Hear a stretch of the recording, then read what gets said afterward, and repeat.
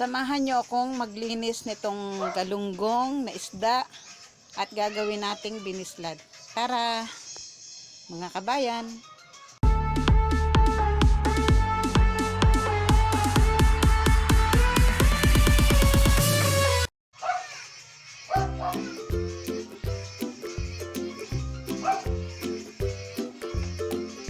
Gawa po tayo ngayon ng isang binislad. Dinaing na galunggong po mga kabayan. At kung bago ka sa channel kong ito, please po paki-subscribe naman po. And then like. At pakitulong na lang po ako para dumami ang aking subscriber. Masaya na po akong dumadami ang aking subscriber. Paki-share naman po. And then comment down below kung nagustuhan nyo ang aking content na ipakikita ngayon. Habang tayo ay nagbibiak ng galunggong, kwento-kwentuhan muna po tayo. Ang tawag po namin dito sa pagbibiak ng isdang ito ay binislad. Sa Batangas po, binislad po ang tawag namin dito. Sa karamihan po ay daing, pero dito po sa amin ay binislad. Kahit anong isda, mga klase yan, basta't biniyak sa likod, sa batok, binislad na po ang tawag dito sa amin. Nakabili po ako ng maraming isda kasi mura ngayon. At atin pong gagawing binislad para handa natin sa pagbagyuhan. Mag-iipon tayo ng maraming binislad para may pang-ulam tayo kahit hindi na tayo lumabas ng bahay. Meron tayong nakahandang pang-ulam sa kanin. Kanin is life! Ganito po ako kung linis ng aking binislad. Binibiak sa batok hanggang sa may buntot and then hihilahin ko ang hasang pati yung mga bituka niya, mga kinain. Syempre po itatapon po natin yung mga hasang. Huwag po nating pababayaang ilagay sa ating basurahan para po hindi mamaho ang ating basurahan. Kasi pag nakailang araw yan, mabaho na yan, habulin na ng langaw. Payo ko po sa lahat ng mga gina o kaya mga tatay ng tahanan na naglilinis ng isda, naman po itapon na lang natin sa ilog ang ating mga pinaghugasan ng isda para hindi mamaho sa ating basurahan, hindi mabaho ang ating kapaligiran. O kaya naman ipakain natin sa pusa, kinakain din po yan ng pusa kahit hilaw.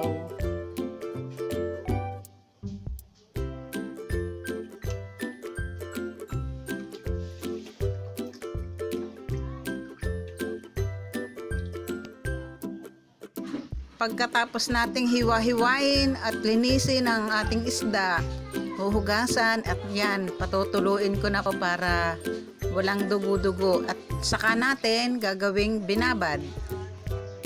A few moments later.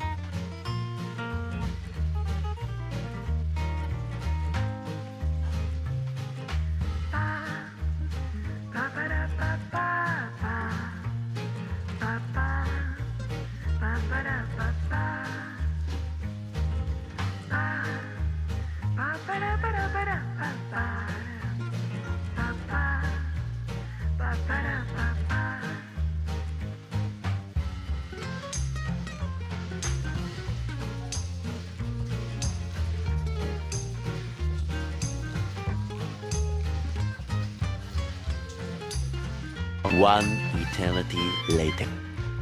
So, ayan na mga kabayan, binilad ko na. Nakakalimutan ng mag-update sa inyo. Yan, medyo tuyo na. Tuyo pa lang yan kasi hindi masyadong maaraw. Tapos yan, nakatali ang aking bilao. Nasa bilao yan mga kabayan. Tapos nilagyan ko ng net para hindi siya langawan. Yan, may takip na net para hindi malangawan. Yan. Para hindi magkaroon ng mamo. Tapos bukas ulit, ibibilad ko ulit para maging totoong bilad na bilad. Tuyo siya. Yan, meron niyang net pa. Doble net yan. Para safe sa mamo. Yan. Mga kabayan. The next day. Ayan na mga kabayan, ang aking dinaing na galunggong. Dito po sa amin ang tawag ay binislad. Kain na po tayo. Masarap ito sa sinangag. Tapos yan, may katabi yung chicken joy. Pero gusto ko to. Pinili-pili kita. Thank you na mga kabayan. Thank you for watching. Please subscribe, like, and share. See you again on my next video. You're the best.